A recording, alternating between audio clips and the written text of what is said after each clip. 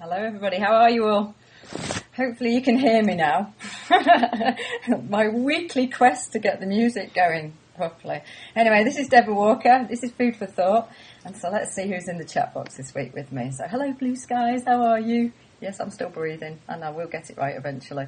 And Robert Stanley, hello, how are you? And yes, I'm still breathing, so you don't have to worry, I've stopped holding my breath. So let's see who else is around today. The Prisoner. Talk about lawful rebellion. Oh, I'll talk about something different today on the show. So, but hello, Prisoner. How are you? Did you get out? That's what I want to know. Duck Dodgers. Hello. Robin the Dragon. And Michael Stephen. Fantastic. So hello to you all. And let's hear you all in the chat box. Let's hear you all talking about everything. I've got someone great on today. Today I've got someone really lovely with me. And already in Twitter, it's been going a bit mad about him when I told everybody he was coming on because everyone knows him as utterly lovely. And that's Neil from Maximus Studios, Studio Maximus, I should say. I've got Adam Buttery on with me, and he's a rather fantastic Bowen therapist and Reiki master, is my understanding. And but he hasn't always been a therapist, so Adam's got a really interesting journey that he's had to where he's got to so far. He had a career in IT and retrained a few years ago to do what he does now, and he's coming on to actually basically talk about what was at one stage his hobby, is my understanding, and he's turned it into his full-time career now. So, Adam Buttery, hello. Hello, how are you? I'm fine, thank you, and yourself? Yeah, I'm stunned at how great I am and how much I've done. You are wonderful. Going by your intro. Did you not recognise yourself? No, I was waiting for somebody else to come on. Well, I'm sorry to say that, but yes, it's you. And it's a bit like what was the film show years? Not the film show, the TV show. This Is Your Life. That was it. That's what I'm thinking. Where all of a sudden people kind of come on and everyone's going, "Whoa, is that really me?" Well, you're thinking, who's that? I don't know. Yeah. So, just give me a little bit of background on yourself and about how you took this journey to where you've come to now. Yeah, it's interesting. I don't really think of it as sort of being a journey, as in a sort of a sort of a way of achieving things. It's really, I've always been pretty much a drifter, to be honest, and I sort of just happened to get offered a good job here and a good job there, and just went from one good job to another, really. So I basically fell into IT when I left school, and my mum found a job as a computer operator, a trainee computer operator, and hadn't got a clue what that was all about. So I went along to the interview, didn't ask them what the job entailed or anything like that, first interview. And got invited along for another one and got the job somehow. So they gave me really good training, which gave me a good understanding of how computers worked, proper ones, not PCs and that kind of thing. This was the big old mainframes back in the 70s. And so that made it pretty easy to get my head around any other new systems I was offered work on. And so I sort of was a bit nomadic for quite a lot of years. I've been a contractor most of my life anyway. And I've just always had this belief, if you like, that when I need something particular, it will come to me. And I've just always trusted that when this contract finished, the next one will just, come to me. And pretty much they're all pretty much interesting things, interesting places to work with, interesting people to work with, that kind of thing. And so I sort of like just almost bumbled around, really, no active plan or path to my life. And I was always sort of quite, I think, having this sort of just faith in you getting what you need was part of just a really quite a strong connection to energy of myself and the world around me. Well, I had no clue about that kind of thing at the time. Just felt there was something out there that was like looking after us all, I did have sort of perceptions of traditional organised religion and so on at the time, but don't know, for some reason that didn't particularly call me. So so I just sort of wandered around doing bits and pieces. Going back to the therapy side of things, I was just just giving people a neck and shoulder massage if they were stressed or whatever. and people always commenting that I always managed to hit the spot that was the problem, and always had hot hands, which I just sort of, okay, I've got hot hands, never thought anything more of it. Didn't really understand that was one of the typical signs of somebody being quite open with their energy. And I just used to, like you go to any therapist really, they'll do the stuff for their clients that they find works for them, that they find really nice, especially things like massage and stuff like that. So I was just working on the areas where I knew I had problems, and that seemed to be a common thing for other people as well. As an aside, when I seem to instinctively know where something was not right, which I used to use to advantage quite a lot when I was a kid, when my brother would be baiting me, trying to provoke a reaction. And I didn't always sort of react with violence, sort of thing. I just found I could give him a sharp poke somewhere really curious, like in the ribs or something, and he would be doubled up and very quiet for a long time afterwards. And it was just, I had this instinctive knowledge that this area here is sensitive, So I'm a bit less forceful with that kind of thing now. But I've just found that through my training and so on, I just found that, there's usually a problem here with most people, So anyway, years wandering around in the IT world and enjoying most of the jobs I did there. And I basically went through quite a stressful, one of the few permanent jobs I had turned out to be quite a stressful one. And I ended up getting redundancy from there. So that sort of suited me and suited them really. So it was a chance to actually, take time out, get myself sorted out, balanced my life again. And I decided to train up in in two of the things that I'd already been doing anyway. So getting formal certificates at practitioner level for my massage, which I've always been interested in. In the mid-90s I trained up in Reiki. My Reiki master said, "Oh, you should do this for a living," so I ignored him and stayed into IT for 10 or 12 years, as you do. So I thought I'll take those two therapies and train up in those. And I'd also had Bowen technique for a back problem, and that was probably sort of around about 95, probably a bit later than that, 96, 97. And whereas I'd had to go to an osteopath every year to get my back sorted out, I had 3 weekly treatments from this Bowen technique practitioner, and my back was sorted. Not had a problem since. So it was obviously pretty effective. So I thought I'd train up in that as well. So that was it really. So that sort of, took a year or two to get through all the certification and so on. But I've just found that whatever the sort of my new focus is, then that area of my work brings in lots of customers.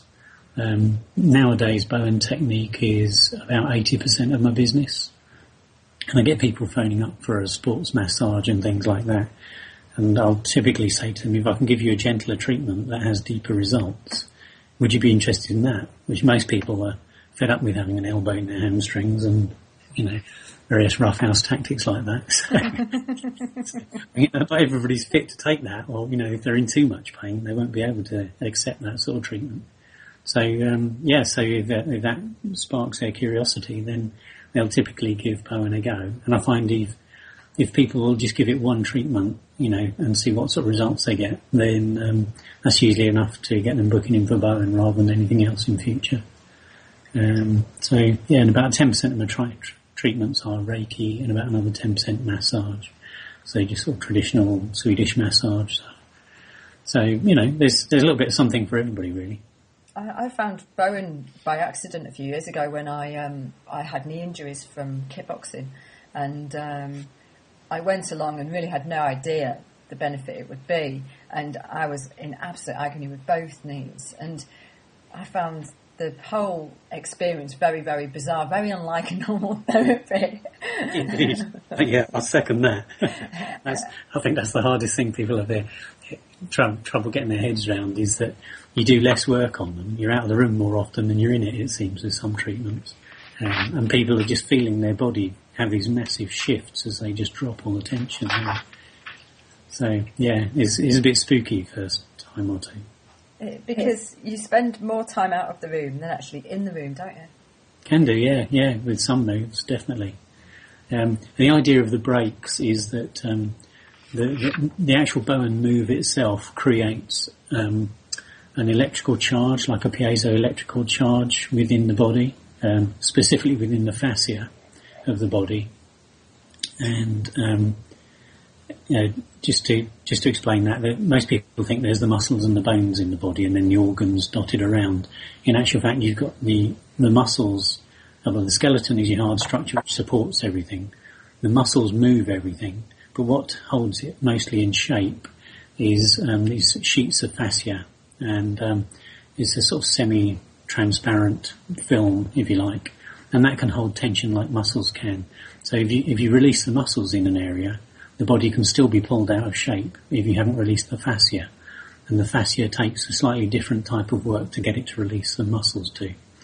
The great thing about Bowen is that where you create this electrical charge within the fascia, that has an impact on the response, that causes a response in the fascia and also in the muscles. So you're hitting the two areas of soft tissue within the body with one simple move.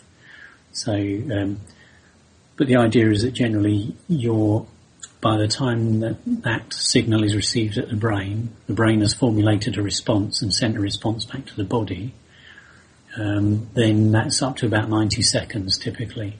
So we leave a 2-minute break between each set of moves just to allow the body to finish responding to that move. So if you find, typically if you're working on hamstrings where people hold a lot of tension, or around the shoulders or diaphragm, people might need 10 minutes just to let those areas settle down. We hold a lot of our emotional tension in those areas, not just physical tension. So, so you might be out of the room for, 2 minutes to start with. Just check the client's not having a strong reaction still. And if they are, maybe another 2 or 5 minutes out of the room, depending on the client and what you sense they're carrying or what they feel they're carrying as well. So again, I might only use Reiki in 10% of my treatments as a direct tool, but I'll use it in probably 90% of my treatments to actually sense where the problem's actually coming from. So quite a classic example is somebody comes in with a shoulder problem. You work on the opposite hip or knee, which is where you can see all the tension is, and their shoulder clears without you having worked on their shoulders. So that's always a nice little mind boggle, that one. So effectively you're always treating the body holistically. Yes, indeed, yes. And that's it. You're looking at the holistic, meaning the whole of the body. So you're looking at not just the physical aspect that's in front of you.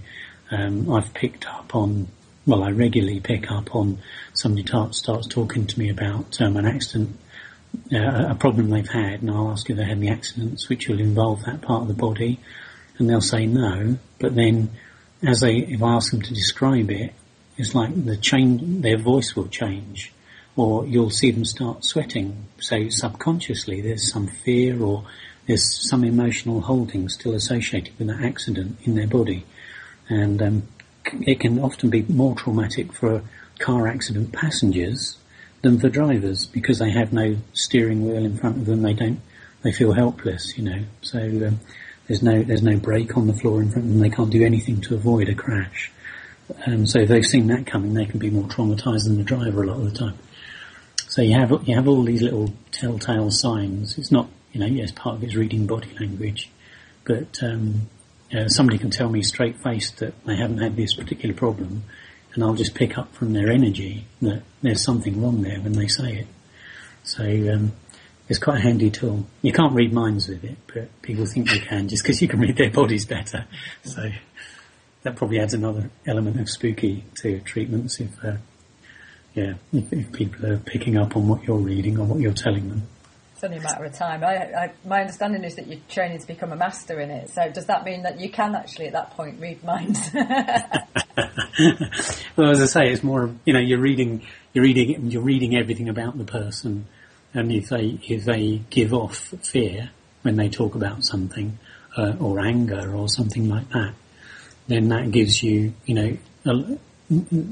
if you pick that up, if you detect that emotion in their energy as they start talking about a subject, then that gives you a good guide as to what you need to be working with, So, and it also, I don't, as I've got to work more and more with people and started working, on a deeper level with them, sort of picking up more and more of the issues that are underlying their physical symptoms. I'm working more and more with other therapists to actually help them address the underlying issues. So, so I'm quite happy to treat. I'll do a certain amount of physical treatments to actually get them out of pain and getting on with their lives, but I'll refer them on to somebody like a hypnotherapist or NLP practitioner or whoever to actually help them clear the underlying emotional stuff, which is only going to bring that pain back if they don't release it. They don't release the emotional tension. So again, that's part of looking at it holistically. I'm aware that I only have a limited toolkit at my disposal, so I'll send them off to the person with the other set of spanners or whatever to go and fix the rest. So I really enjoy working collectively with other people on my clients, because I know that my work that I do is only part of their journey. Yeah, sure. And I think that's a key part of being a good therapist. You're first learning. I used a word just now about getting people fixed. A key part of your learning as a therapist is that you can really fix people. Sort of like fixing is a nice notion. It works pretty well in the mechanical world, your car or your house or whatever. But it's not always applicable to people. If they've had a simple mechanical injury from a trip or a fall or something, or poor posture even, you can probably, clear the problem and they'll have a complete resolution and just get on with their lives as they did before. But because there's so much more underlying physical problems than, just a muscle or a bit of fascia is being tweaked out of alignment, you do have to realise that, nutrition may solve it. There may be some NLP required to clear people's negative mindsets around an issue, all that kind of thing. So if you want to get that person to be well on as many fronts as possible, it has to be a team effort. Then your next step is you have to be in the business a certain amount of years and do a certain amount of networking to actually meet therapists that you trust to work in a truly holistic way, and to actually, that you can trust your patients with. Your patients coming to you, there is an element of trust in them coming along to you in the first place, and their trust is that you'll do the best job for them. And that includes getting other people in. You've got to trust that they will do their best job for that person as well. So there's a whole load of understanding beyond just simply learning where the muscles and bones are and what they're called. Or in your case, learning what foods have which vitamins and minerals in them. And I think that's the sort of thing that people underestimate. So there's a lot of people will, phone round and ask for prices, and they'll just go for the lowest price. And, the old tenet of you get what you pay for still very much rings true. Mm-hmm. But, in the same way that you wouldn't trust your car, well, normally, to the cheapest mechanic you can find, your body's a far more complicated machine, if you like. So it's, I would say if you pay £20, then you'll get £20 of the treatment, for example. But it's an interesting point, that, really, in regards to, people who, I know when people phone up about price, that for me, I know that the value that they're placing on their own health isn't high enough. So yes, indeed. Yes, I think if they ask for price as an afterthought, just so they can have the cash or cheque or whatever ready, then that puts a different element on it. If it's their first question, then they're thinking along those lines, aren't they? Yeah. So have you been tempted, like I have, to become, a truly holistic therapist and train in more and more things over time, and then come to the conclusion that actually, you can't be all things to all people, and that it's best to just really consolidate what you've got? Yeah, because indeed, because when I was working in IT, I found that because I had such really good training to start with, I then found that no matter, there's all sorts of different bits and pieces to mainframes, and people would come along to you. My role was generally troubleshooting anyway, as opposed to troublemaking. That came afterwards. It's probably 50-50 actually back in the old days. So people would come along and they'd say, right, this doesn't work properly, we need to make these changes to make it current, can you have a look at it for us, because nobody else, we don't have those skills in the team anymore. And I was quite happy to sit down with a manual or find out what I could, have a look at it and, just get things up and working. I found I ended up, in the classic role of jack of all trades and master of none. And I was quite aware of that situation before I came into the therapy world. And I didn't want to end up like I had done in the IT world. So it's all very well having 10 therapies that you practice, but unless you actually practice each of those 10 therapies quite regularly and at quite a deeper level, rather than just glossing over with a few surface bits and pieces, then it's very hard to do anything with, it's very hard to keep everything in the front of your mind, if you like. Mm-hmm. So, I prefer to specialise, and to be honest, I find I'm busy enough with the work I do, so I don't need to diversify. Mm-hmm. Okay. Yeah, it was interesting when you said about reading the body language and, the body giving off messages. Do you find that when someone walks through your clinic door, that actually you've made a pretty good assessment of them? Usually, but there's a difference between making that assessment and there's a big difference between making that assessment and jumping to conclusions. And every so often you get a client who sort of makes you think, as they start talking, you think, oops, I got that wrong. Oh, I got that wrong as well. And I'll just give up and start again.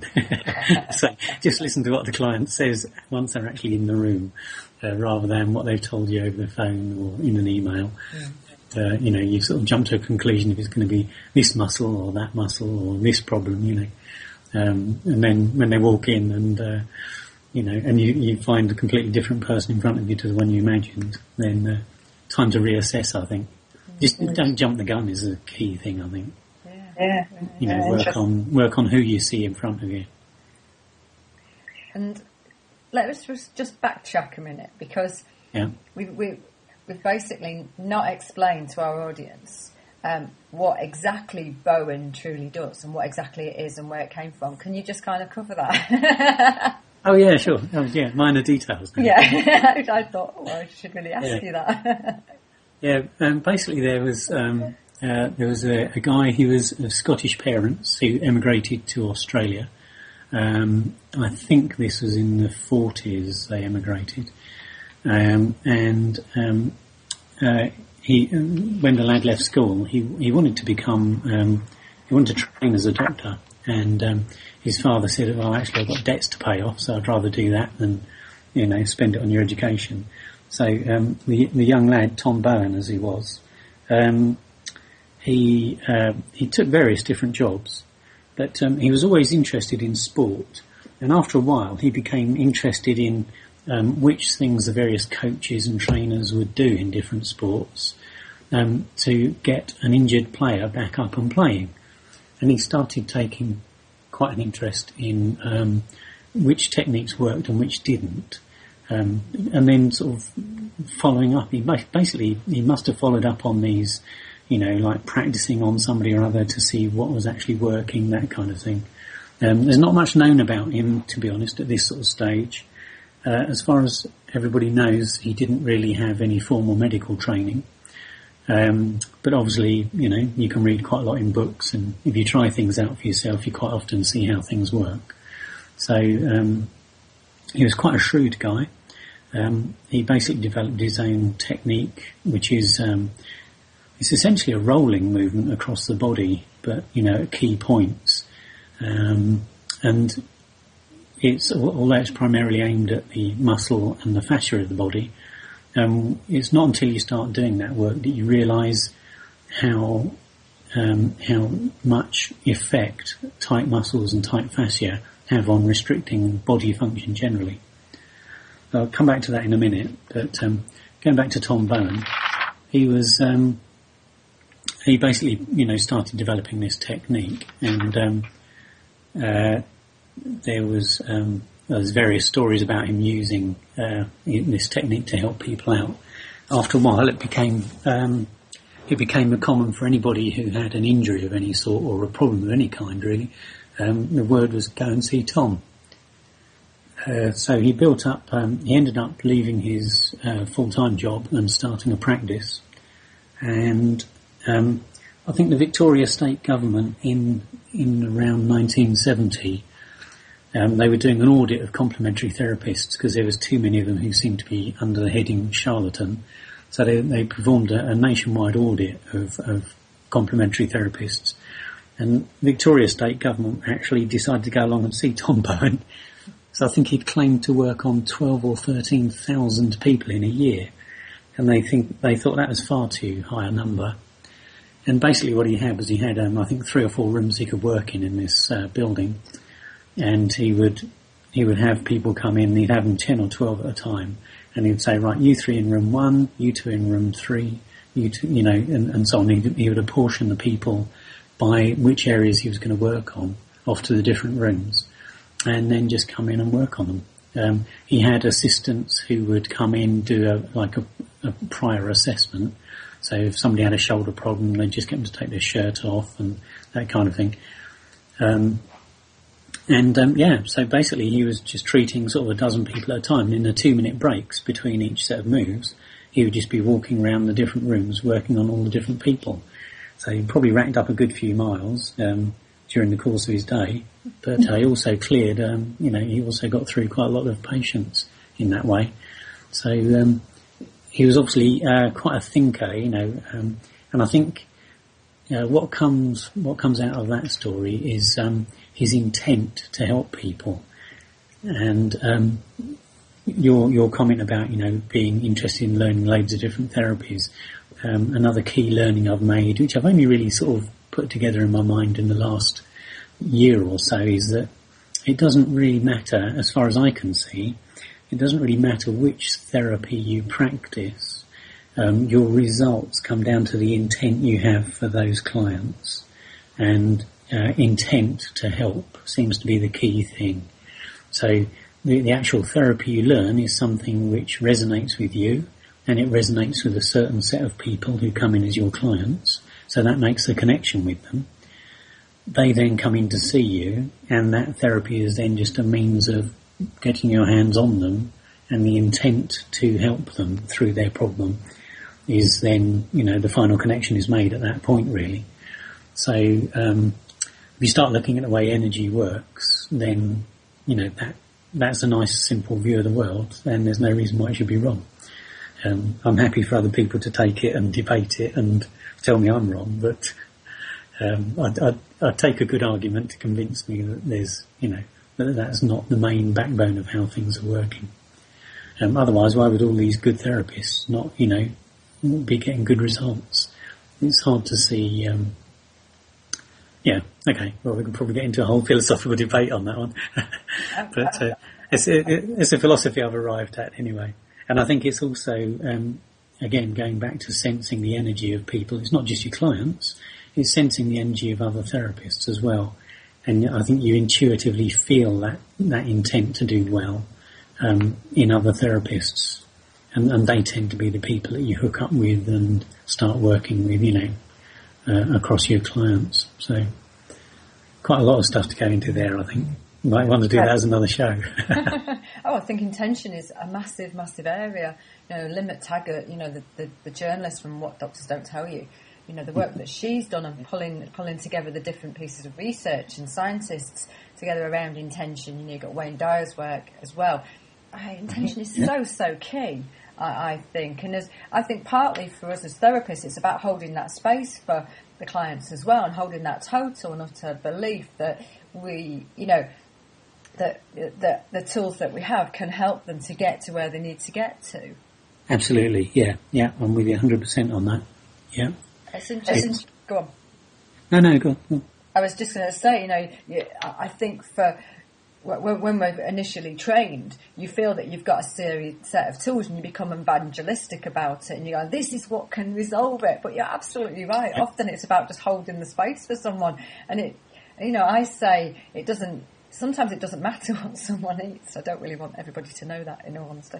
But, but because it's what you eat, drink and think that makes good health. And that thinking is a massive, massive part of it. Mm-hmm. Yeah. And there's a lot of, there's a strong body of thought around the fact that if you prepare a meal with care and love, if you like, and appreciation, so you are appreciating all of the food that you put into this meal for what it is, the journey it's made, if you like, through its vegetable life or whatever. And the content of the vitamins and minerals in there, the fibre, all the things it brings to your body. If you actually prepare a meal with care and love, then it actually resonates with energy. Now that energy has just been channeled into it by you. And that meal, those meals that you eat in that frame of mind will actually do you more good than a TV dinner that was prepared with no love, care and attention. It was prepared on a production line, and we've got to knock out however many hundred of them a minute. And you put no care into it yourself by just throwing it in a microwave, for example. The difference in energy between those two meals is going to be incredible. And if your body is a machine which is nourished on energy, then, which meal would you prefer to eat? So even before you get into the nitty gritty of which things give you which vitamins and minerals that you must have a certain complement of per day, you should be starting from a whole higher level of thinking about your food, what you eat and how you eat, or rather how you eat rather than what you eat. That's as important. So the what you eat then comes down to the everyday basics of, if you have an intolerance to this or that, then working around it, obviously. In which case I send people on to you. But you're absolutely right. The whole production of food truly, truly matters, all the way back to even growing. We have the big agri-businesses, and they don't really care. It's just one big manufacturing. It's all about profit. It's not about growing food that will truly nurture us.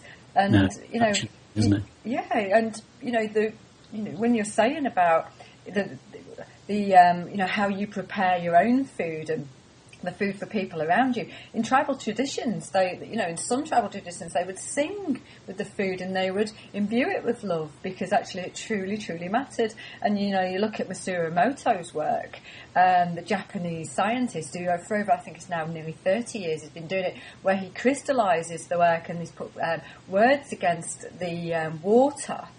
Really? Okay. Yeah.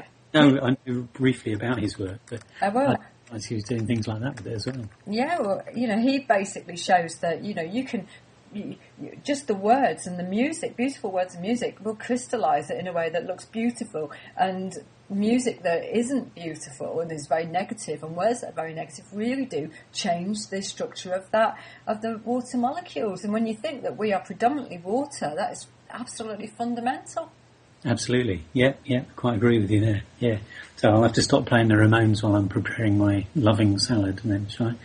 I don't know, I quite like the Ramones. It might agitate the molecules enough to actually get you really hyper, yeah. It's only on for a minute and a half, isn't it? Normally the Ramones, anyway. No, you can listen to a whole album twice while you're just preparing a salad. Yeah, a smoothie for 2 minutes. That was some no never thought to put out, wasn't it? 2 minute smoothie. So just go back a bit, because how did Tom Bowen actually develop the work? How did he really discover what he was doing if he wasn't properly trained? I don't know. I mean, he must have, as I say, there's not much known about him during those early years. In fact, there's various conflicting stories about him later on even, when he was reasonably well known. So I'm really not sure how he developed this particular technique, but and I'm pretty sure he wouldn't have understood how it was actually working, even when he had developed it. But I think what he was looking to do was typically when you get muscles or fascia, we're looking at some of the fibres can go into spasm, and that can be I'm just going to get technical here for a minute, okay? So a muscle's made up of loads and loads of fibres, thousands of them, and fascia is made up of fibres as well. And either of those two elements can hold tension where to such a degree where the fibres go into spasm. And once fibres are into spasm, they only have two states, okay? They have active spasm, which is when the fibres are locked in as tight as they can and they hurt, so that's typically causing you pain. You tend to give it a rub, introduce some heat, stretch the muscle, that kind of thing, and that eases the spasm and it switches back off into dormant state. So are you referring to sympathetic and parasympathetic? No, I'm just referring to the fibres in the muscles and fascia at the moment. Right. The parasympathetic and sympathetic states are you're looking at the aspects of the body which will then actually address the healing in the body, okay. Carry out the healing in the body. But so these muscles will be in tension for a particular reason, that is that they've gone into active phase. As I say, stretching the muscle or applying heat will actually relax the fibres enough that they go into dormant. So when you say, oh yes, I've had my back fixed by whichever therapist, and then, 6 months or a year later, oh, it's come back again. No, it hasn't come back. It's never gone away. It was dormant. And that's your key word. So with certain techniques, you can actually remove the spasm state from the muscle altogether, so that it's gone from active to dormant to gone. So muscle fibres have returned to normal state. In other words, the spacing is far enough apart that they will not lock back on unless they have further injury or overuse. Curiously, underuse, so elderly sitting around and so on, not really doing enough, that can actually cause muscles to go into spasm as well. So if a muscle's not used enough, if it's used too much, or if it receives injury, typically overstretching or impact, those are the main conditions that will bring spasm into a muscle. So when we're doing our Bowen and we have the 2-minute breaks, typically because there's nobody in the room and no music playing, what tends to happen is after several of these 2-minute breaks, the conscious brain is not being stimulated. So it learns that when you go out of the room, it can relax. That allows the subconscious brain to start taking over and having a say. Normally we only do that at night when we go to sleep. And the subconscious mind is in charge of all the healing and repair in the body. And that tends to be why we get that's why we tend to get such quick results from Bowen. So you'll find somebody that's sort of like so stiff and creaky they can barely get onto a treatment table. Suddenly sort of leaping off like a gymnast, It's a bit tricky to calm people like that down when they've had such a revelation. But, that does explain why we get such good results. And again, that goes back to sympathetic and parasympathetic nervous systems being in control. So parasympathetic relating to the subconscious mind. Right. Okay. So just following on from the idea of spasm, spasm tends to shorten muscles and make them less flexible.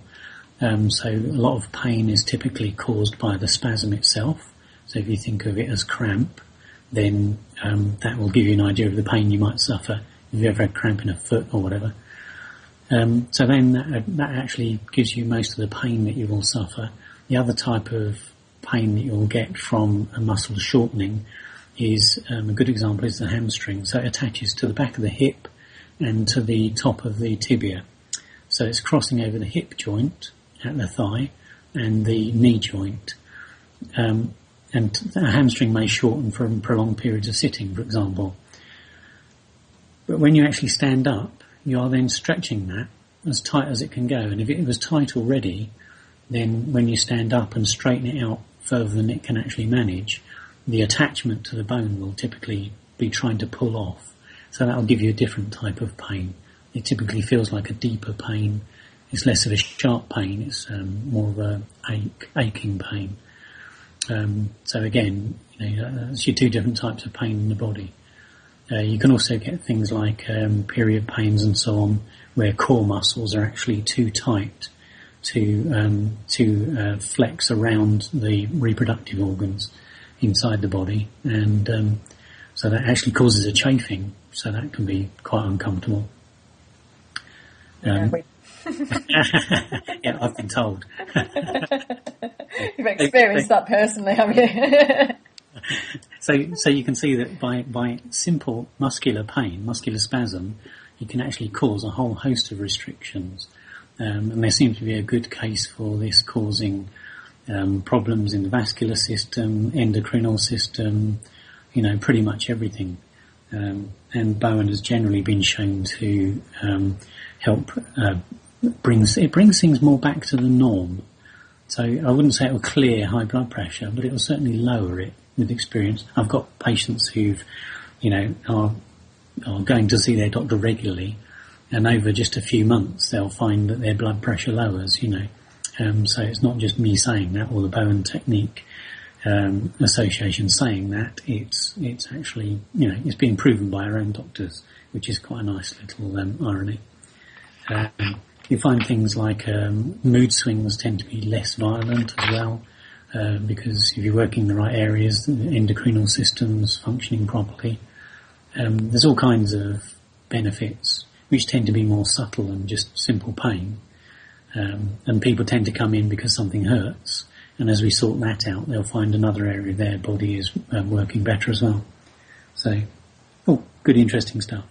So is it in effect resetting the body?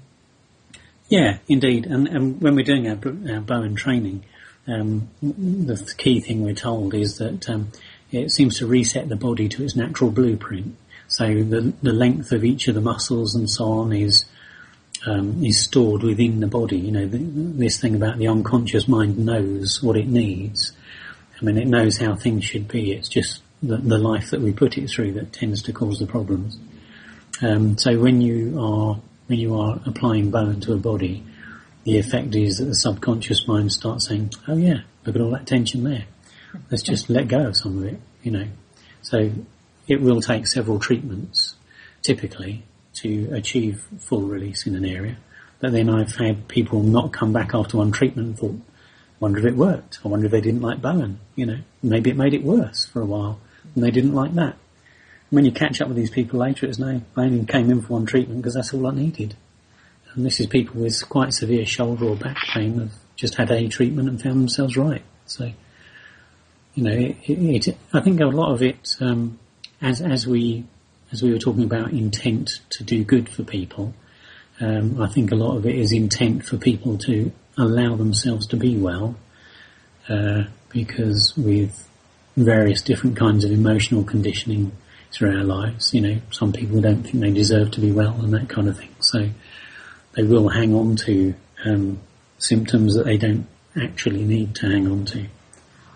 For whatever reason, there'll be a secondary gain of some sort, That's probably another show altogether, I would have thought. The interesting thing about Bowen is that when I started looking into research about it, there is some scientific study that's been done, only small studies, but actually it's been shown that, when you're saying often after one therapy, and it can be after a small number of therapies, the average is about 4.5 sessions effectively. Yeah. And, a study by Amy Norman, and that she seems to have done a number of studies back in 1998 and around 2000. They actually showed effectiveness to be 85% for things like back pain, 88% for neck pain, stress and tension was 83%. Other conditions, which they grouped together, was 83%, and fibromyalgia even was 80%. And I was quite amazed it was so high, to be honest. But the research basically shows measurable results around heart rate, psychological effects in regards to reducing anxiety, and they even did one on enhancing positive feelings, and they actually had measurable results around that: tension, anger, frustration, depression, fatigue, confusion. And then Dr. Whitaker, an MD, I think he's in Australia, worked with fibromyalgia and blood chemistry and had measurable results around that. Manchester Met University, they were showing, they've got a study on frozen shoulders that happened, and they had 70% who were involved with that study actually regained full mobility And the others had significant improvement. That was within 3 to 6 visits. So, and I know from the work that I did with my bone therapist, this is a number of years ago now, about 7 or 8 years ago, I saw her about 4 times, and I was on cortisol injections at the time because I could barely walk. And it just changed everything for me. The knees were just felt so much better, and I could actually get up and walk across the room again. So, but what's really fascinating is that in all the research that I was reading, they just could not be sure about how it actually worked. Indeed. So, so again, it comes back to, there's a guy called John Wilkes who's one of the Bowen instructors at the moment, and he wrote a book a couple of years ago, and he was talking about the main Bowen moves that you master during your basic training. And he's very well read, and I think he actually comes from a traditional medical background. Not fully sure on that, but he's actually done a lot of reading on fascia, and at the back of his book, in the appendix, he has the results of several of these tests that were done on fascia. Now, there seemed to be a general awakening of awareness in the late 80s and early 90s when a lot of this work was done. So these studies go back quite a long time. The information is there, and it basically shows that fascia it responds as a liquid crystalline structure, which is not what you would sort of expect to find in the body typically. But the fibres can become misaligned through impact or injury or overwork, and that's when they will pull the body out of shape. But these fibres can be realigned quite naturally and easily if you work on them in the correct way. There's a very good school of massage called Jing, Jing, who are based down in Brighton, and their techniques. They use quite slow techniques. A lot of muscle work. If you go to a physiotherapist or most massage therapists, their work will be relatively fast because they're addressing muscles, and those techniques are good for muscles. With Jing, a lot of their moves are very slow, and you will hold one position for a couple of minutes, and then do a release of that limb or bring the hand through that muscle over a few minutes, and that's how you need to address fascia. Bowen seems to work better the lighter you do it, which is quite a revelation coming from the massage. Anybody coming in from the massage world who is taught to work deeper to get more release. So Bowen works better from a lighter move across the body, where you're barely moving the skin and the top of the muscle. And it benefits from a slower move as well. And it seems like the lighter you work and the slower you work, the deeper the move goes, the deeper an effect it has on the body. So, going by that, you can see it's possible to actually have a lot of different effects depending on where you're trying to work. So, a lot of interesting stuff going on there. It is fascinating. And the thing with Bowen is that, and what I've read is, and also from the Bowen therapists that I meet, like yourself, the wealth of states, ill-ease states that you can deal with is just really, really wide, isn't it? Oh, sure, yeah. My own clients, I've got a client who's been with me for about 3 years, I think now, and she came in with MS, fibromyalgia, Crohn's disease, basically a whole load of autoimmune stuff going on. She could walk, but it was more through her determination to not be stopped by any of these conditions. And she actually moves around a lot more easily now, 3 years later, than she did when she first came to me. And each of the symptoms of each of those conditions have decreased hugely. And after just a year, I asked her for a review of where we'd got to, and how she thought things were, how she thought things were working with her. And at that stage, she already reckoned she'd got a 30 to 40% a decrease in how often her symptoms presented from any one condition, and also 30 or 40% less pain when those conditions, when those symptoms did present. So that basically gave her a lot of her life back. You know, she was able to walk without fear of falling over. You know, she still has a little bit of a problem on that, but nowhere near as bad as it was 3 years ago. There's as far as the efficacy of Bowen is concerned, I think the prime client I had come in was a WPC who'd been in a car crash nearly 2 years before she came to see me. She'd had 20 osteo treatments, 20 physio treatments. She still had shoulder pain, upper back pain and lower back pain, and she had headaches 5 days a week. So from being out on a frontline response car every day, she'd been given shorter hours and light duties at a desk basically. I think we did 2 treatments which cleared her headaches and her back pain. Another 2 treatments helped her knees free up a bit more so she could go to the gym and start training again. And 6 weeks later she was back on frontline duty. So, that's pretty effective turnaround. And it does just show how effective Bowen can be compared to some of our traditional treatments, that we tend to go for. So, I think she's my prize client in turnaround. Yeah, it just blows me away, really. And it is absolutely fascinating, particularly MS. I was on a course a few years ago, and the instructor showed us that you could surrogate and swap over 2 people. And I won't go into a load of detail, but effectively this person had been brought in by their carer, and then when they swapped the 2 people over, this person actually ran up the stairs and ran back down again.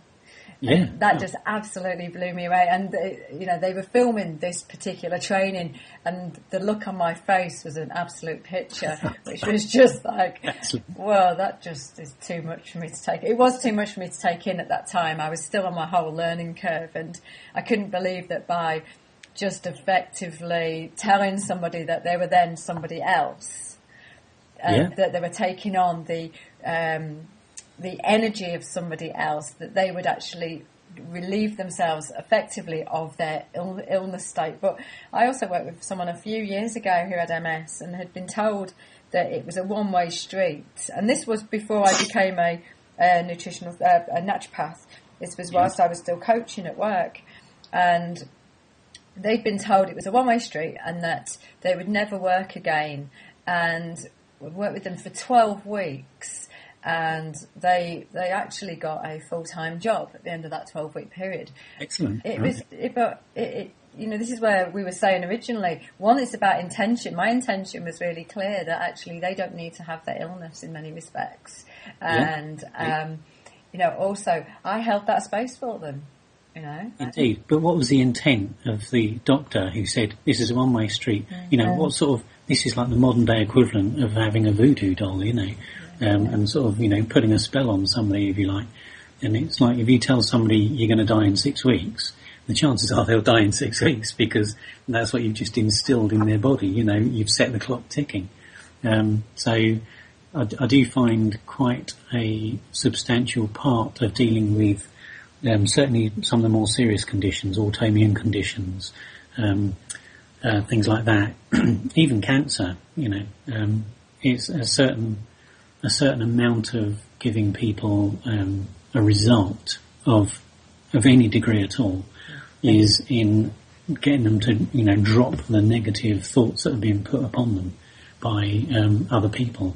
It's fair to say, yes, statistically these things are going to happen, but I don't really think it's ethical to actually set people on the downward course from the minute they've come in to see you by implying that conditioning. It's really interesting because I was listening to a lecture by Bandler who does NLP, or created NLP years ago, and his wife she was in hospital for something very, very serious. I can't remember what it was now, and then the doctor was very negative about her recovery. And Bandler, if you know anything about Bandler, you ever heard his lectures, he effectively is very straight, very, very straight with the way he speaks, and he basically told this doctor that it wasn't true. And he was very angry with the doctor about how he'd explained what was going to happen to his wife. And so he took his wife out of the hospital, and then 6 months later he brought her back to show this doctor that actually it wasn't true what he told her about the illness and about her recovery.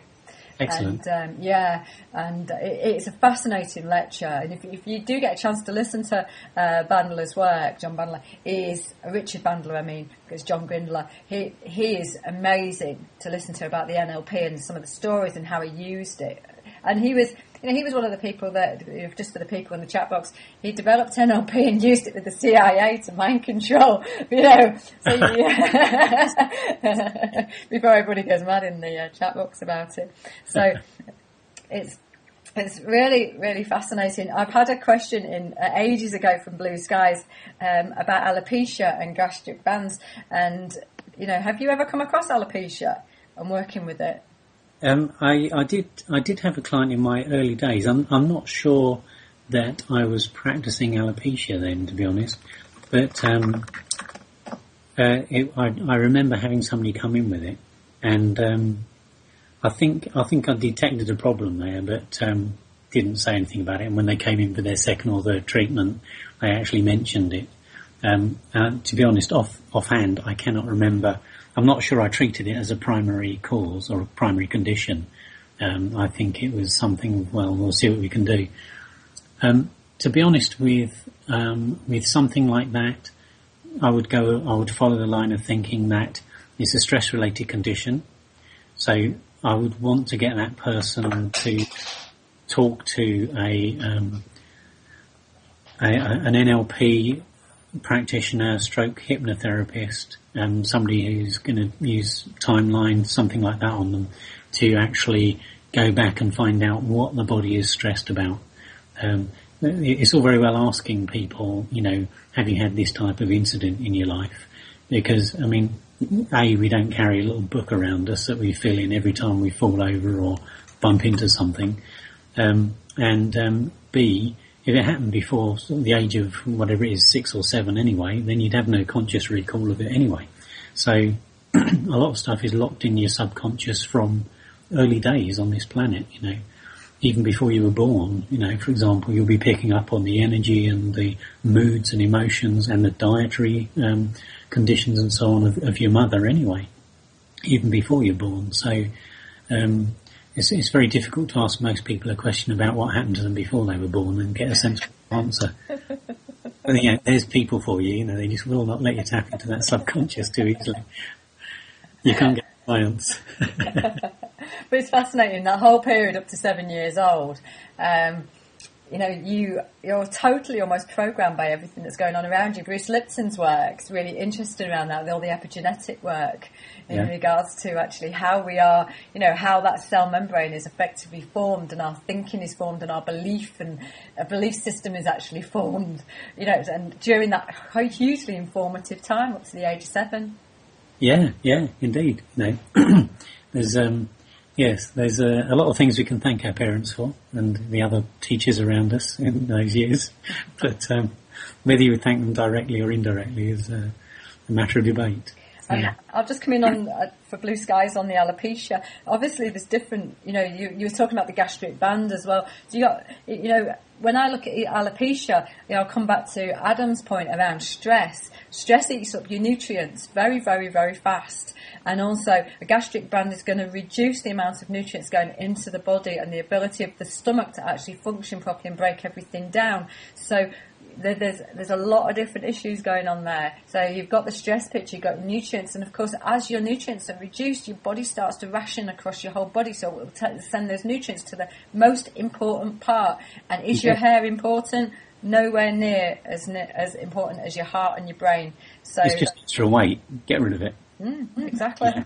And so this is where we start to go grey and things like that. So all of you who are grey in the chat box, way too early in your life, think about why your body's rationing it. Why aren't you giving it nutritionally?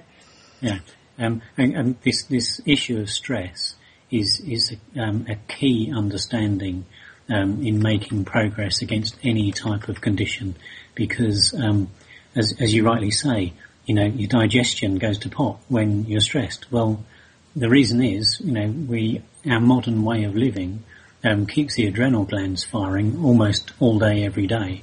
And the first thing that happens when our body gets adrenaline in the system is shuts down the digestive system. We're going into fight or flight mode, and so although our body is responding as if there's this dinosaur's just jumped out in front of us and it's going to eat us, we've got to decide whether to try and kill it or run away. The last thing you need is digestive system functioning. So the digestive system shuts down.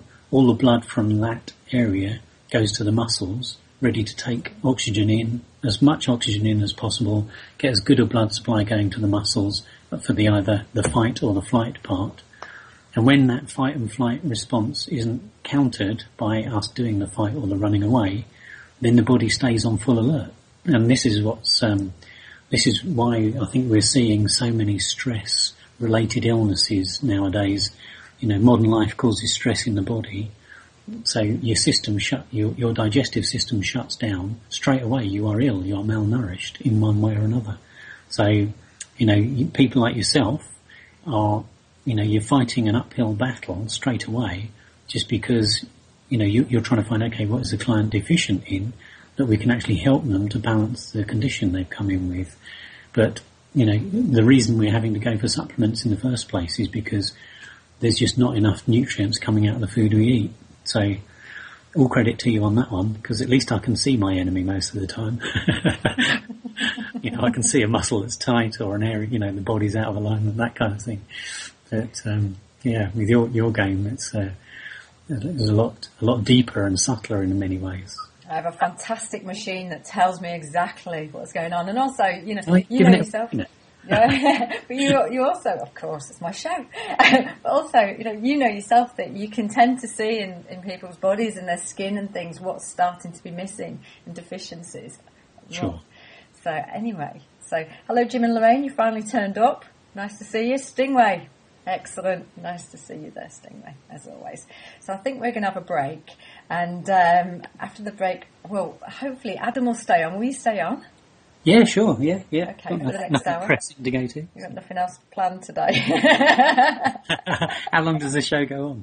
Yeah, we're only on till 2, don't worry about it. So I've got a party tonight. If I don't mind, I'd like to escape to that. Yeah. Well, we're all partying later, I think.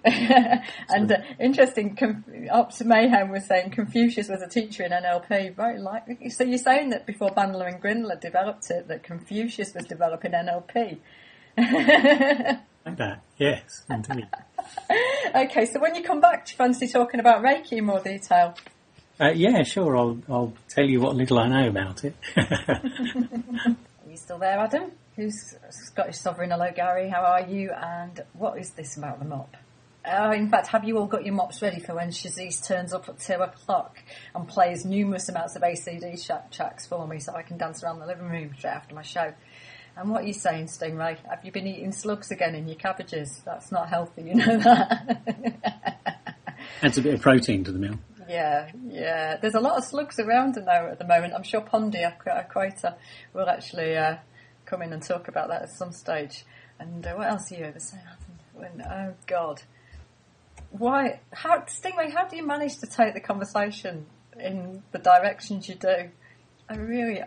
So you're seriously disturbed about the slug floating in the pan now? Okay, well, I'm sure we can put you in contact with a good counsellor at some stage to help you with that. Stingray and everything else probably that's going on for you. So I've got Adam Buttery with me today. He's a Reiki master. He's on his way to Bowen mastership, from my understanding. He's a great therapist and works over in Surrey and Hampshire with me. And we've been talking about Bowen, but what I'd like to do is kind of move on to Reiki a little bit. And you've been sensing energy since you were a teenager, you were saying. So do you want to talk a little bit more about how you kind of discovered that? Okay. Yeah, this might reduce your listenership somewhat. Oh, I don't know. They're really open. Who is this guy? Yeah, well, I think, from where I am now in life, I can see that energy work is, it's like the potential to do it is in all of us. It's like driving a car. The potential is there for anybody to do energy work. But like driving a car, you've only got to watch car drivers for 10 minutes to see that some people are a bit better at it than others. We've sort of got to grips with it better than others. I think, we're doing energy work during the day anyway. We pick up on people's moods and things like that. So we are doing it to a certain degree anyway. But although again, some people are more closed to it than others. I think when I was about, sort of like just turning into a teenager, my parents' troubles probably started multiplying up about then. Because I was seemed to become a bit prescient. I was having sort of like deja vu and things like that, and I worked out that over a period of a couple of years, I thought, right, I really need to find out why this is happening. Where it's happening, because I sort of felt I could remember it, but I hadn't logged it with my conscious mind. So what I pinned it down to by the time I was about 17 or so, I guess. Was that in that moment, in those moments when you're just waking in the morning, I would tend to have a dream then, and then anywhere from about 3 days to 6 months later, the sequence that I saw in that dream would actually start happening in front of me. So you might be, having drinks with friends, and then something clicks, and it's like, I've seen this before, the classic deja vu moment, and you think. And I was actually able to log it well enough that I could start predicting, right, now he's going to come over to us and he's going to say this to her, and then they're going to go over there and do that, and so I was it wasn't just a matter of, I feel like I've seen this before, I could actually recall enough of it from the subconscious to actually pick up on that. And that was just, I don't know, it was just like a little diversion, just something to keep me amused occasionally. Although I say occasionally, I was getting this sort of thing happening probably a couple of times a week. So it was a fairly regular occurrence in my life. And that's why I think I just tried to focus on, where's that come from, By the time I was about 18, I was into riding motorbikes and things anyway from when I was 16. And I found that when I was just riding along out for a ride in country lanes, no traffic around, lovely sunny day, just feeling really, really relaxed. And I was riding along one day and I suddenly realised that instead of seeing, the view from riding on my bike, I was actually above and behind myself, watching me riding down the road on my bike. So I sort of found out how to have the out-of-body experience without the near-death experience that most people have just before it, So it's a lot less traumatic way to go about these things. And again, it was, I think the first time it happened, I was like watching for a couple of minutes, car comes around the corner, that's it, straight away I'm right back on my bike again, just riding my bike, But it became a little thing, I used to do shift work in those days, so the chance to get on my bike on a nice sunny day happened quite regularly if I was on an evening or a night shift. And I just used to go out on my bike and just see if I could do that weird thing again, So again, that became quite a regular occurrence. But then it's just one of those things, I can do that now, and you just sort of move on and forget about it. I didn't realise any deeper significance of it or anything like that. And then later on, when I started getting into my Reiki, as I say, with the training, my Reiki teacher said, you should do this for a living. It seemed like I was reasonably handy at it. I don't know whether he might have said that to everybody in the class. I don't know. So, he may have just said it to bolster my ego or something. Perhaps I looked I don't think I was going through the mill emotionally at the time. So, he was just trying to give me a bit of hope, perhaps for the future. But there did seem to be an element of truth in it when I look back on it. So that was basically when I started becoming aware of some of the abilities I had, if you like, but didn't really know how to tap into them until I started doing my Reiki training. And I think, again, everybody's able to work with energy, and whether you do, there's so many different types of energy work that you can do. It's almost like you've got different brand names. But if I chat to somebody who's been trained as a spiritual healer, or somebody who's been trained as a light worker, whatever brand name you've trained under, when you talk to these people, we're still doing just the same stuff. We're working with their patients or clients' energy. We're working in very similar ways. You might use a different model of understanding energy. So with Reiki, we typically work with the Indian model, the ancient Indian model of chakras, which are circles of energy spinning in various different directions. So that's what we are essentially working with in Reiki. But you don't have to have any formal knowledge of energy structures or anything like that, really. Again, a lot of it comes down to intent. And if you think, if a thought is energy, then why can you not change the body's energetic state by thinking a positive thought about that body's energy? So there's a very direct correlation between these things. And again, a lot of the reasons why you can't clear things is because the patient or client, whatever you like to describe them as, is not willing to let it all go. And again, if you've had trauma at a very early age, typically by the time somebody's coming in for treatment, they are an adult, and that trauma has been part of them for all of their life. And so to actually let go of something that's been part of you all of your conscious life, that's a very big ask for a lot of people. And you can see why people are fearful about letting something go, because it defines them as a person. So if I lose part of my personality, how will I be then? It's quite a real fear. And again, it's an element of subconscious element of trust, if you like, that you may get a better result with somebody who trusts in you implicitly than you would with somebody who thinks you're probably going to do good but aren't sure. It would come back to this intent again, which again is a direction of energy. Intent is just pureness of energy, purity of thought, if you like. So it's got a very direct influence on the results you'll get with clients. If the intent is matched by a reciprocal energy of trust, then I think you get big results.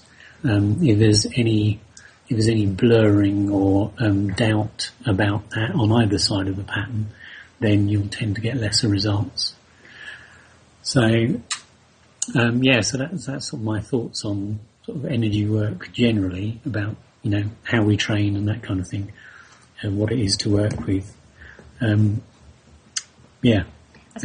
I think what's interesting about that is, you're saying about a focused intention with energy. Gerald Pollack's work, he does work on water molecules, and I have a massive interest around water in all honesty.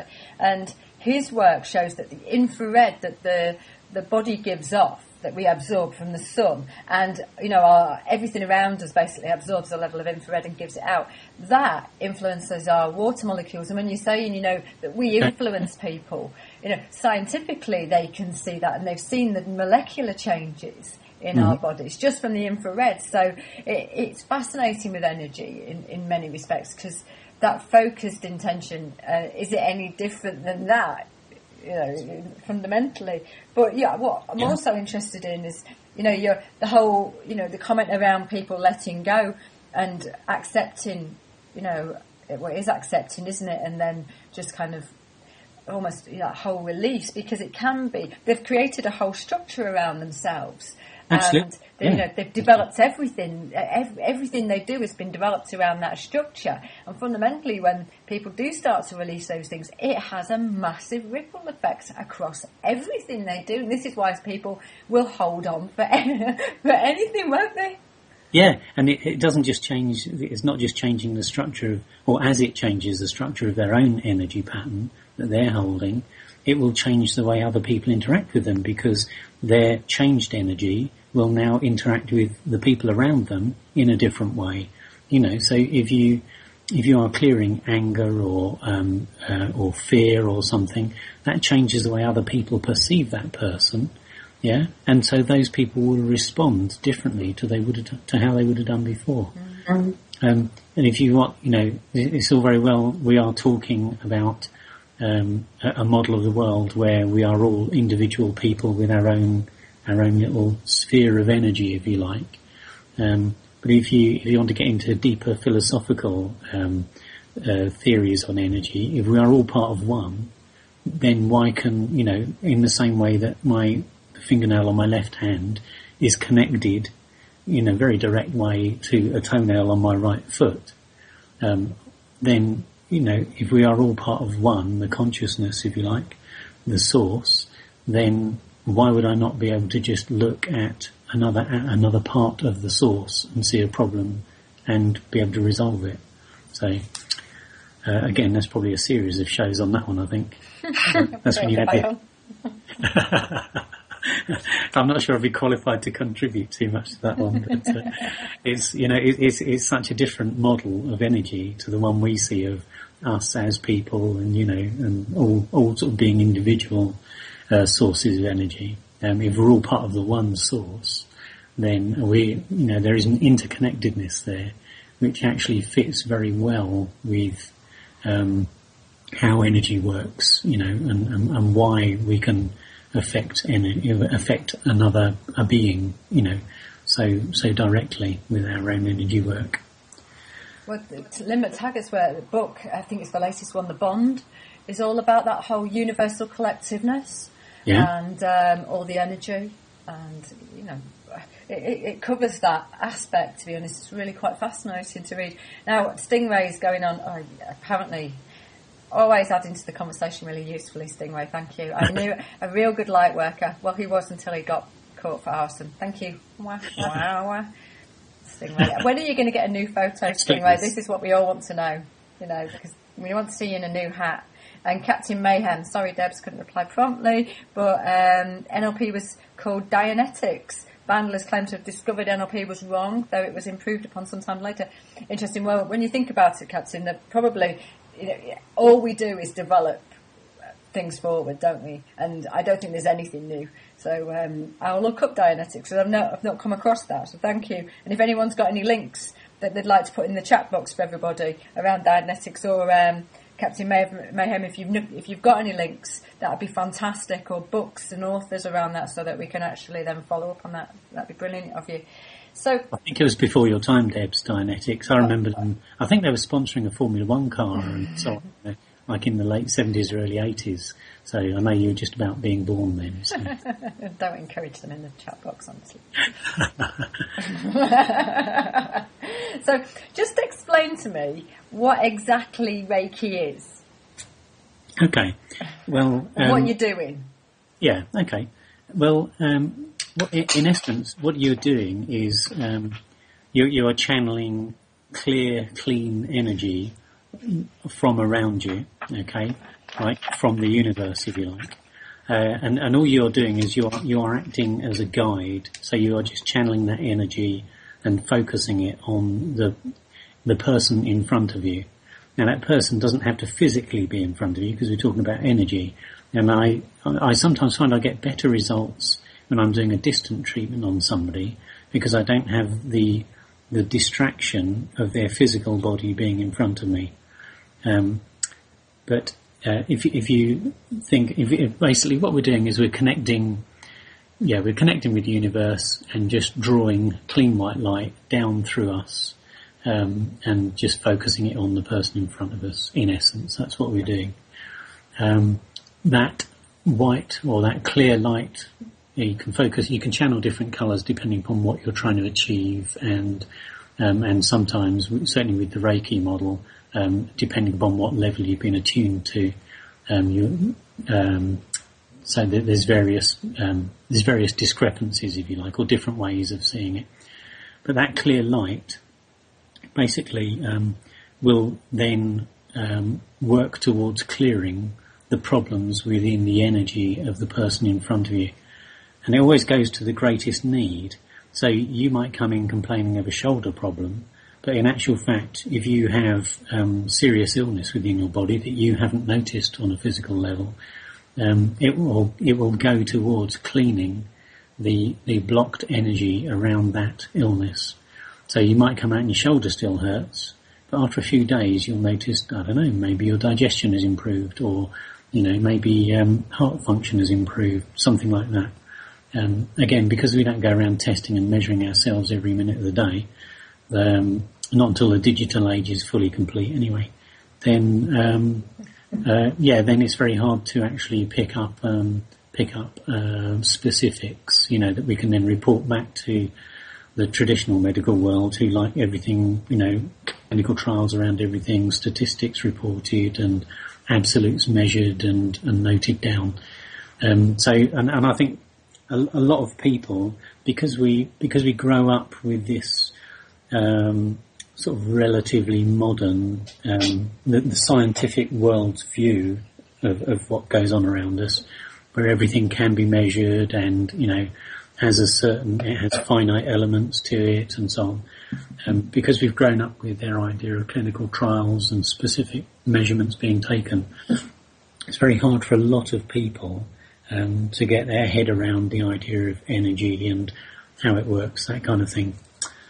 There's an interesting side note on that.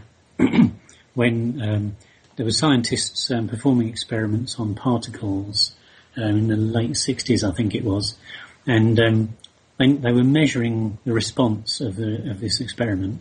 And they noticed that when one of the scientists came over to watch the experiment happening, the behaviour of the particles changed. And as soon as you moved away again, the behaviour went back to how it was before you moved in. So this actually gave rise to the thought, well, what's making it change? And the perception in those days was that there was no energy around the human body anyway. Certainly from the scientific establishment. Any of the healers of the day would have known differently, of course. And basically they decided that, I'm not sure how it came about, but the decision was made that there must be something around the body that was there but that couldn't be measured. So the body was putting off some energy of some sort, and the current instruments were not sensitive enough to measure it. So a few experiments were set up, and I think this was in the States, and it was probably one of the few times where traditional scientists have actually been joined in the same experiments with healers and energy workers of the day. And the idea was that the healers and energy workers were able to say, yes, there is something here, and therefore you should be able to measure it. So after a set of experiments, a finer degree of measurement was attained, and that branch of science is what has become quantum physics.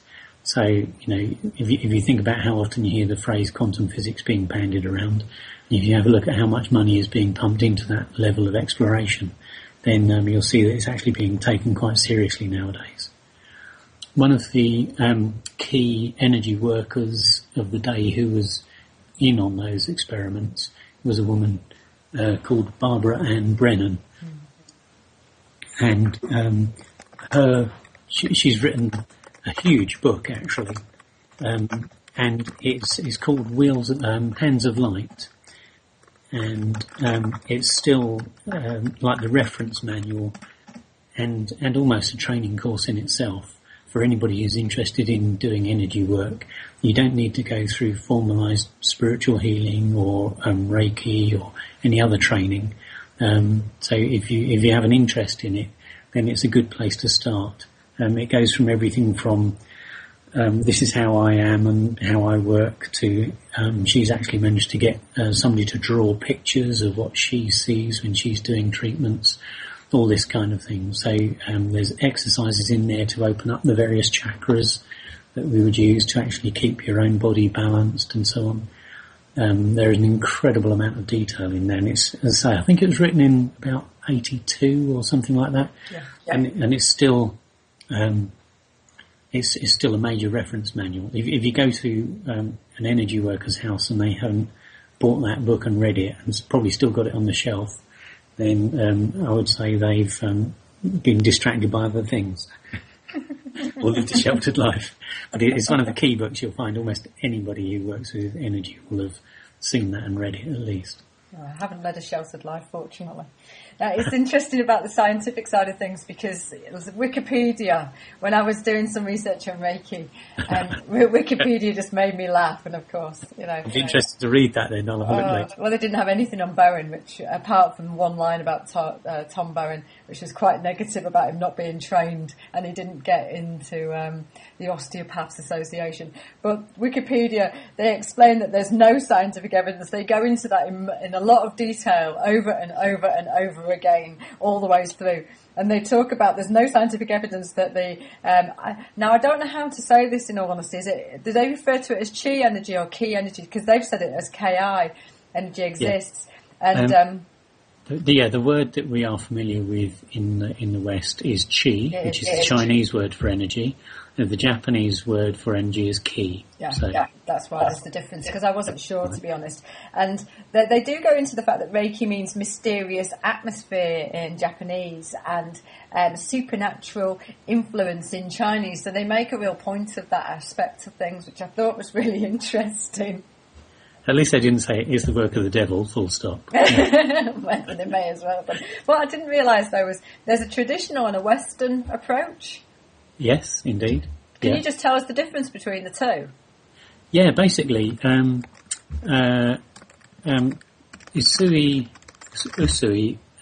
Mikao Usui, hang on, let me get my teeth in right here. Dr. Mikao Usui, who was the guy who put together the Reiki way of working, the Reiki model, if you like, of energy work in the first place. And this was in the early 1900s that he put this together. He ended up teaching people, but it was a very long. His own tuition came through. He went to train. He went to school with monks. He had a lot of exposure to different types of religion, spirituality, and so on during his upbringing. And then he had exposure to all sorts of countries outside of Japan, which was quite unusual in those days. He was actually tasked with travelling the world for a few years to find out the commercial ways of working of various nations, the various leading trading nations of the world. And so he got a really good exposure to the world generally as it was then. This is in the late 1800s, I think, early 1900s. And he basically put together a training school for Reiki as he saw it. But it was a very long and protracted path with lots of meditating and so on, the traditional sort of thing that we sort of come to expect from that kind of background. And I think the Japanese government were interested in it as a way of healing, but they wanted a shorter training time because it wasn't feasible for people to train all their lives to treat people with Reiki. So he produced a shortcut system, which is essentially the model we train with nowadays.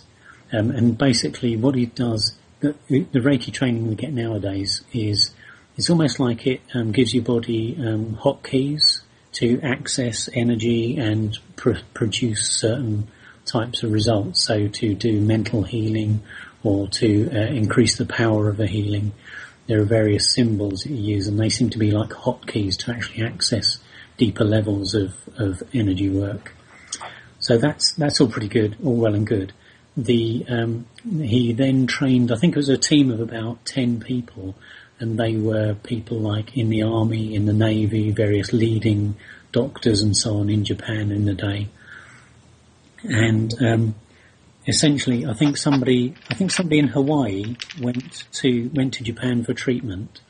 I can't remember the full details, so maybe a little bit out here. Somebody from Hawaii went to Japan for treatment, was cleared of some condition, and basically came back to the Western world, trained in Reiki, and brought it back to the Western world.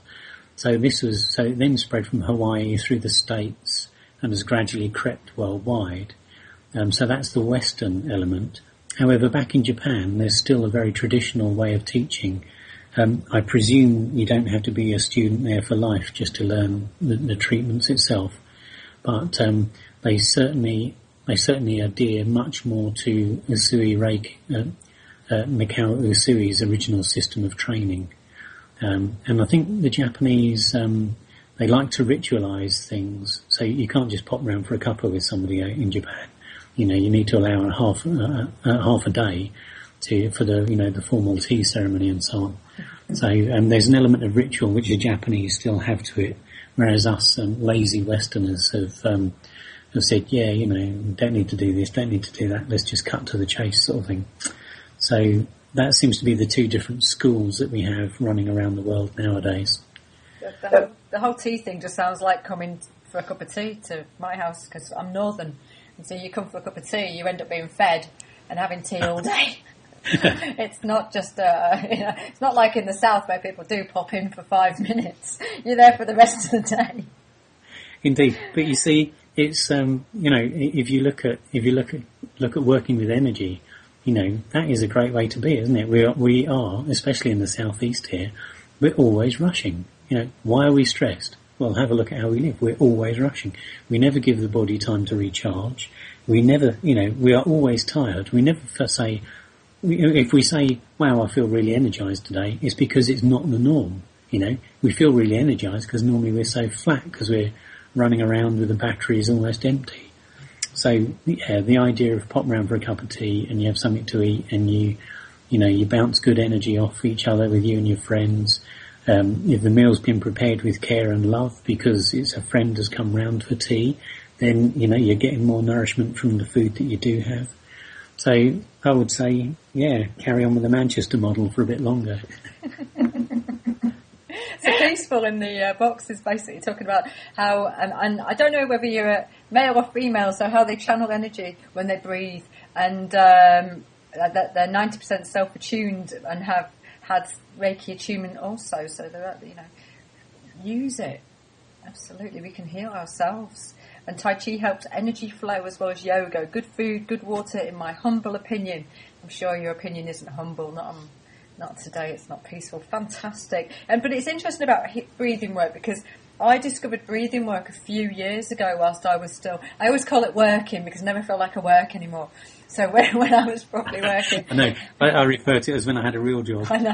When I had a proper job, Everybody says, why don't you get a proper job? I'm enjoying helping people, thank you very much. This is it. And stay sick. It doesn't get much better than this, I kind of feel. But I really discovered breathing work at that point, and it was Andrew Wheel's CD on breath work, and discovered the energy it could create was astonishing for me. And now I do focus breathing with meditation, and meditation for me is absolutely key. And obviously the Tai Chi that Peaceful and now Captain Mayhem are talking about, that is very meditative in a way, isn't it? And does create that whole energy shift. But if you look at, I think we have this skewed idea of meditation in the West. It means sitting there cross-legged on the floor. I've never been able to sit cross-legged for more than about 2 minutes. I'm always slouching because my hamstrings are too tight. I just can't get into the position. So it's, but we have this idea that you're sitting there in a room with the lights down or the blinds drawn or whatever, and you're chanting Om or whatever. In actual fact, you can get into a meditative state very easily, and it's simply all you need to do is to make time and space for yourself. Put yourself first. And if you do that maybe you need to start off with an hour each time you do it to be able to achieve that peace and calm, that meditative state. But with a bit of practice, you soon find that I find I can tap into my sort of like Reiki sensing mode, if you like, for want of a better phrase. It's just a conscious thing. Okay, like switch on ray beams. Start focusing on the energy side of things. And you do have to make a conscious shift. Yes, indeed, because you're using a different part of your body to pick up on it. If you've got your eyes open, sight is the dominant sense. So if you've got your eyes open, then that can, that interferes with what you're picking up sometimes. But your meditative state is really just a matter of achieving calmness within your mind and your body. And there are loads of different ways you can do that. As you say, whether breathing or yoga. if you look at any of these things, what you're doing is you're focusing on one thing that's usually to do with your body and excluding everything around it. And, so it's really about drawing in and just focusing on the space of you, your body, and your energy field. And if you can do that, whichever method you use to achieve that focus, then you'll find it. So yoga, tai chi, they're physical movements, but what you're focusing on is you're focusing on each fibre and muscle of the body, going where you want it to, doing what you want it to, and while you have that focus, that's already putting you into that meditative state. I find it really interesting with the total focus. A few years ago, and I've said this before, my naturopath told me to meditate, and I said I don't have time to breathe, never mind meditate. And yet, the more I've meditated, the more time I've actually got back, and the better my focus and the better my performance has been.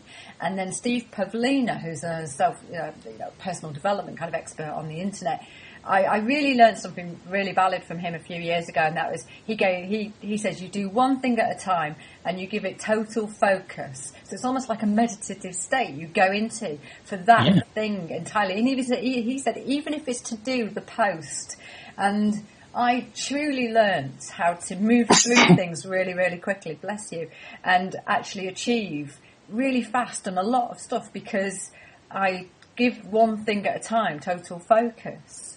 Yes, indeed. And I noticed that various people who said they can speed read, I've noticed that, not invariably, but there's regular proof that they missed a key word in their speed reading, So just to read something properly is a bit of an art in itself, I think. Now, Stingray. Lazy Westerners? He's basically, Stingray. You've not met Stingray. He's been promising to come and hitch a lift to Guildford at some stage and dress up as a woman, which, fortunately Mahatma Coat stepped in at that point and Duck Dodgers has stepped in.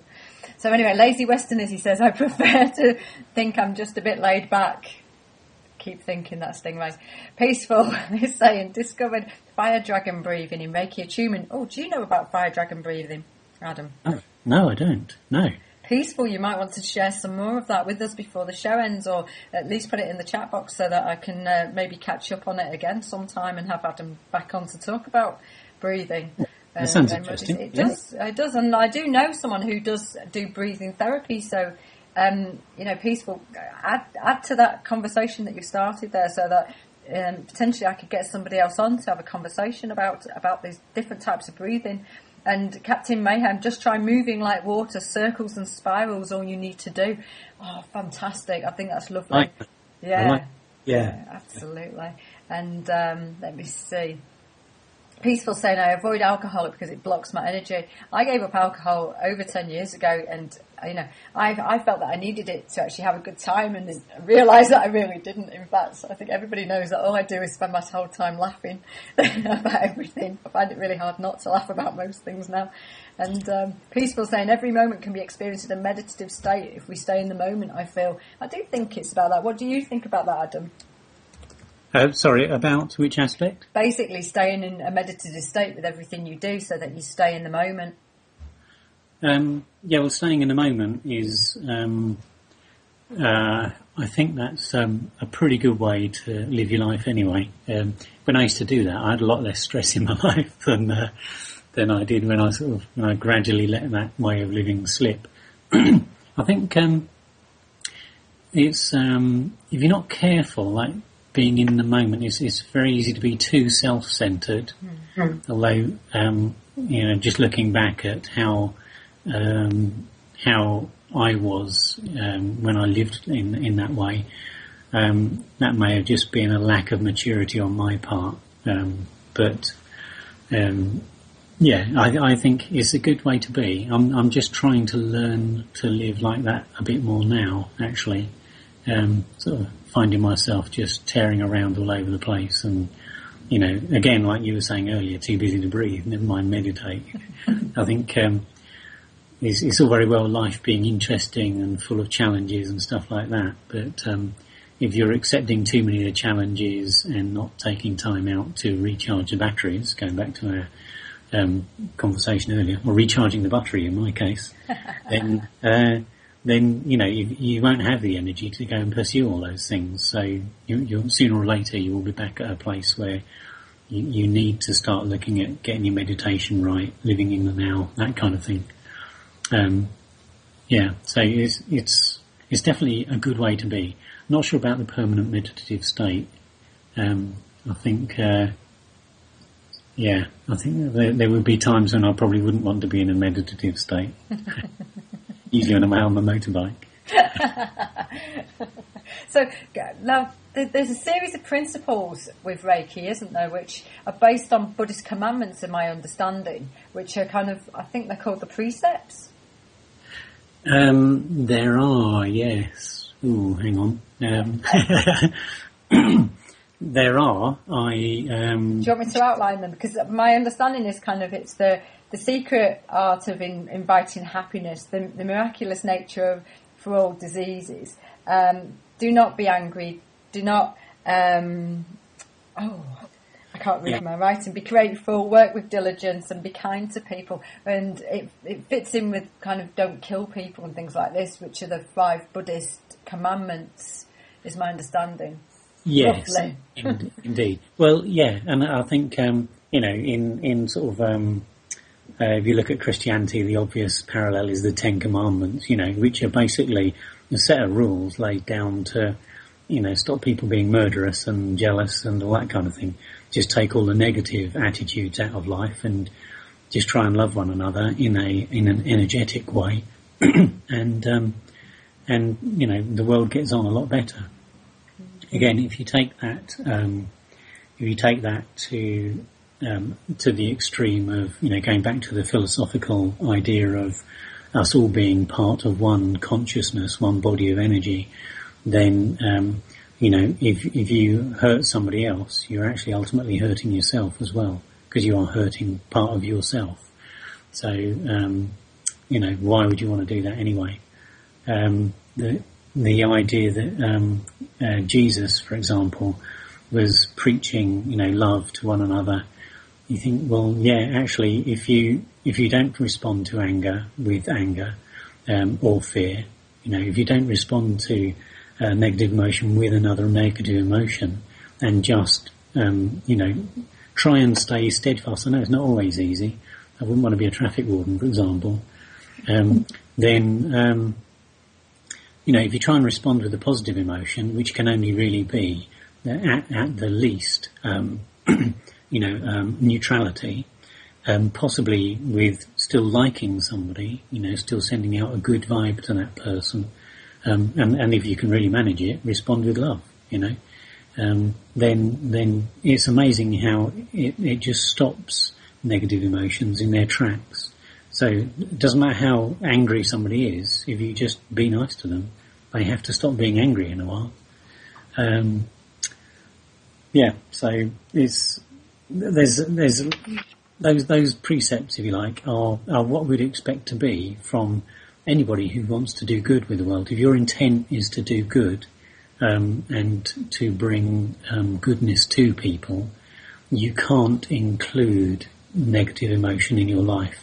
If you have it, you have to suppress it, certainly while you're dealing with your clients or other people.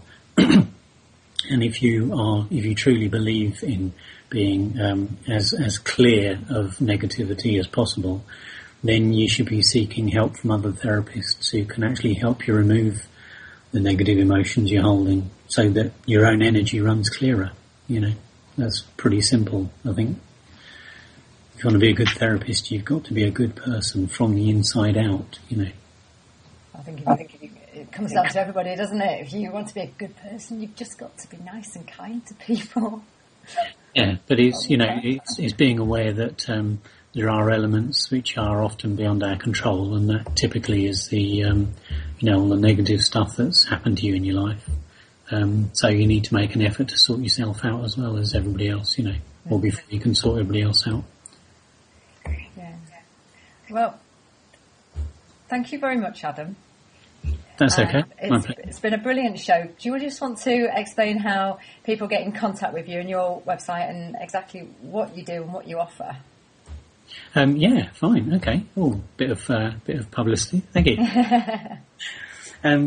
Well, basically, I'm a holistic therapist. So, by holistic, I'm using holistic therapies, which are gentle treatments. They work with your body rather than against it. So, I will be coaxing your body into relaxing and releasing tension and trauma, rather than forcing it into letting go. My treatments are gentle. Reiki, I mean, it's regarded as a hands-on therapy. I work hands-off. A lot of my clients are female. I'm aware there's various sensitivities along some of these issues. With Reiki as well, because it's hands-off work, or it can be, then it's suitable for certain religions, for example. Women can't receive, maybe can't receive a hands-on treatment. Certainly if they can't receive a treatment from a man, then a female therapist can still give them a hands-on treatment. A hands-off treatment with energy work. The Bowen is suitable for anybody and everybody. The Bowen technique, we have a saying that Bowen is for everybody, and it really is. I've worked with everything from babies that are a week or so old, that can't stop crying, and typically 2 minutes work, not even that, and the baby's calmed down, might need to pop back a few days later to see them again. Second treatment usually has them right as rain.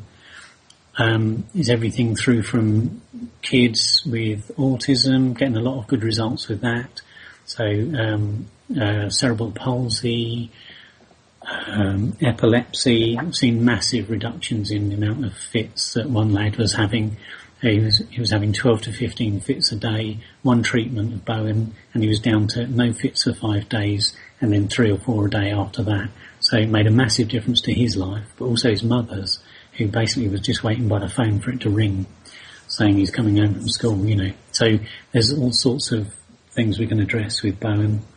I've got a lot of elderly clients, ladies in their late 70s and 80s. I think 86 is the oldest lady I've treated. And she doesn't need to lie down. She doesn't need to get on a treatment table. She doesn't need to get undressed. I just treat her through her clothes. She's sitting in a dining chair. I can work around her. Absolutely no problem. So if somebody's not even able to get onto a treatment table, it doesn't stop them from having Bowen treatment. Very effective. People want to get in touch. My website is www.adams-holistic-health.co.uk. They can call me on my mobile number, but I think probably the best thing is if they go to the website first, just have a look at a little bit more about who I am and what I do, and they can pick up the contact details there. Currently working from offices in North Camp on the edge of Farnborough. So we've got a nice office there. I've only just moved in, so it's a bit of a step up for me, which is quite nice. Still trying to get enough plants and things in it to make it feel less of a 4 walls and more of an office and treatment room. But that's all going well. So, so there we go. That should give everything you need to get in touch. Right, brilliant. Okay, well, Shazis is coming up next with his Tesla coils, as always, and I'm sure he'll play me some tracks so that I can dance around my living room with my mop, and I hope you're going to join me, guys. And I just want to say thank you to Adam. It's been a fantastic show with him.